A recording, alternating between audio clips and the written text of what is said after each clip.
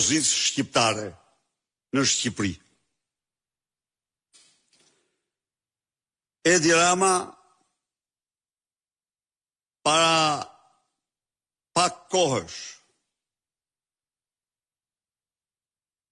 me paturpsi ekstreme dhe theksoj se kur nuk ke turp bën çdo gjë dhe thua çdo gjë, u paraqit para shqiptarëve dhe opinionit ndërkombëtar si qeveri e një vendi në të cilin mediat ishin të kapura nga opozita. Në shkallë ekstreme pa turpsie, a ju referua një studimi që provon absolutisht të kundërtën raport me opozitën, provon tiraninë e mediave të kontrolluar nga Rama ndaj opozitës, si pas të cilit mediat në 67% të tyre qenë kanë për opozitën dhe vetëm në 30% për qeverinë. Një deklaratë të tillë mund ta bëj një njeri që ka humbur kontrollin psiqik, por jo nga smundja,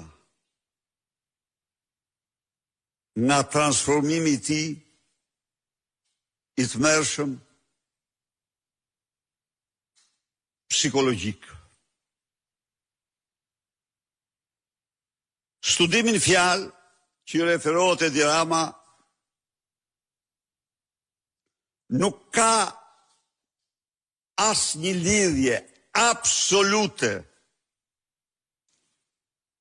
me studimin e kapjes së mediave. Jo dhe jo. Kapja e mediave ka treguesit e vet.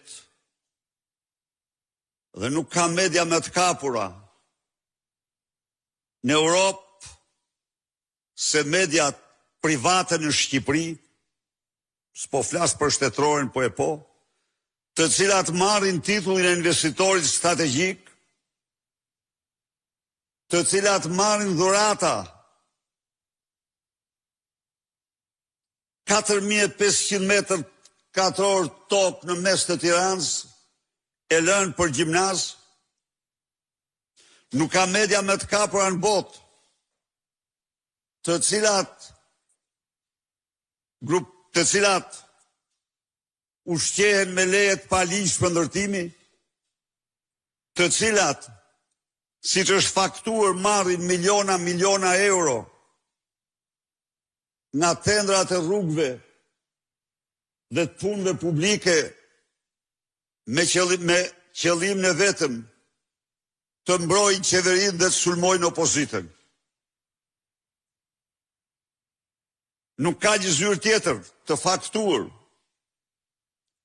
e cila drejton jo vetëm lajmin, por drejton edhe editorialet.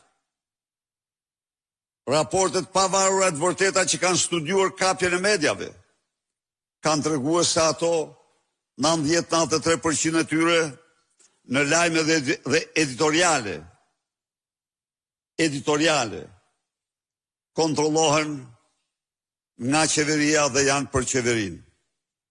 Por tani, le të ndalemi pak tek studimi diellës që i referohet Edi Rama. Kemi të bëjmë me një metodë e cila quhet metoda e studimit të zërit, të përmendjeve.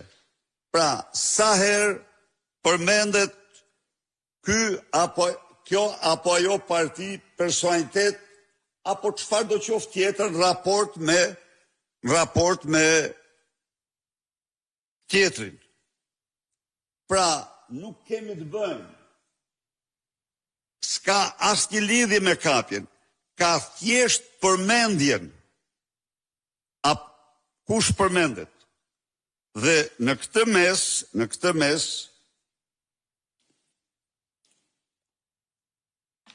pra sa përmendësh në lajmen editoriale,